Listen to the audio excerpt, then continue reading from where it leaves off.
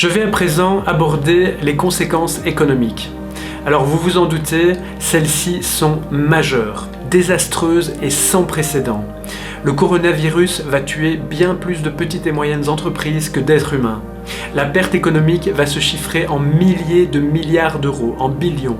L'économie est massivement touchée à cause des mesures gouvernementales. Sans ces mesures, c'est d'ailleurs le taux de mortalité qui exploserait. Les banques centrales tentent de réagir pour redresser l'économie, mais l'effet ne sera que de courte durée, tant que le fond du problème ne sera pas résolu. L'offre et la demande mondiale diminuent.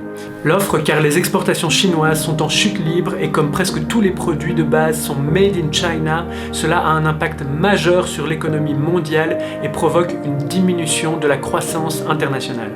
Les mises en quarantaine, ou devrais-je plutôt dire en quatorzaine, comme c'est en général 14 jours et non 40 dans le cadre du coronavirus Covid-19, vont bien sûr avoir un impact majeur sur l'économie, en brisant les chaînes de production et donc l'approvisionnement. La demande diminue bien sûr aussi suite à la crainte et la peur générale engendrée par les gros titres des médias et les informations fallacieuses sur les réseaux sociaux. Les petites et moyennes entreprises les plus fragiles feront faillite et un crash boursier ainsi qu'une récession économique vont inéluctablement se produire. La vitesse à laquelle cela s'est produit est sans précédent dans l'histoire de l'humanité. La consommation intérieure des pays touchés diminue et les investissements à l'étranger sont aussi en chute libre. Comme la demande du pétrole diminue, son prix va continuer à baisser fortement. Ça c'est cool pour les ménages. Les secteurs du tourisme, de l'aviation, de l'automobile, des matières premières, des banques, des technologies, des biens de consommation, du luxe, de la culture et bien d'autres sont touchés massivement. Les gens annulent par exemple leurs voyages et leurs déplacements. Certaines villes touchées seront désertées et mises sous quarantaine, comme on l'a vu à Venise et dans bien d'autres villes. Suite aux mesures de prévention prises par les gouvernements, les annulations de grands événements jouant un rôle clé dans l'économie, le sport et la culture vont s'intensifier. Je pense ici notamment aux grands salons de l'automobile, du bâtiment, aux événements sportifs et culturels comme les concerts, les musées, mais aussi à la fermeture des écoles et des universités, des parcs d'attractions, des cinémas, des centres commerciaux, des marchés en tout genre, des transports en commun et bien d'autres choses. Certains pays s'isoleront complètement et fermeront leurs frontières pour limiter les contaminations. Les fermetures d'écoles et d'espaces publics vont changer les habitudes de tout le monde. Le tissu socio-économique de nombreux pays à travers le monde va être tout bonnement mis à l'arrêt. Ces mesures sans précédent auront un impact majeur sur l'évolution de l'économie mondiale. Sur le moyen terme, les primes d'assurance vont aussi sans doute coûter beaucoup plus cher car elles prendront peut-être en compte ce nouveau type de risque.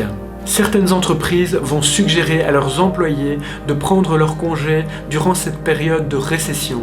Si les produits de première nécessité et la nourriture venaient à manquer, il y aura certainement des mutineries et des mouvements de révolte dans la population, ce que je n'espère pas, bien entendu. Cette inactivité et cette perte de confiance a pour conséquence de faire chuter la bourse à des niveaux historiquement bas.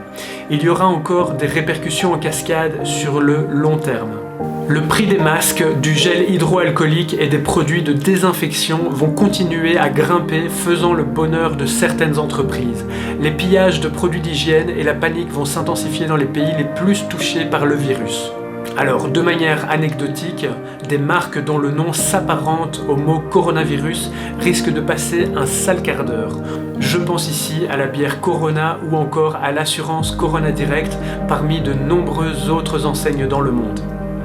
Si la crise économique perdure, les États pourront compenser l'inactivité pendant quelques semaines, voire quelques mois. Mais si ça perdure encore, les autorités devront éventuellement faire des saisies d'or et de biens chez les particuliers. Au milieu de tout ce marasme, il y a tout de même quelques points positifs. Tout d'abord, il est presque certain que la croissance reprendra fortement directement après cette pandémie. Avec la baisse de l'activité humaine et des transports aériens notamment, le taux de pollution a drastiquement diminué. Ça, c'est une bonne nouvelle. Il y aura aussi sans doute un baby-boom dû au fait que les gens restent chez eux. Il y aura donc certainement un pic de natalité l'année prochaine avec probablement une amélioration de l'économie. On peut aussi supposer qu'il y aura certainement des œuvres artistiques sur cette épidémie historique, des livres, des films et des hommages en tout genre.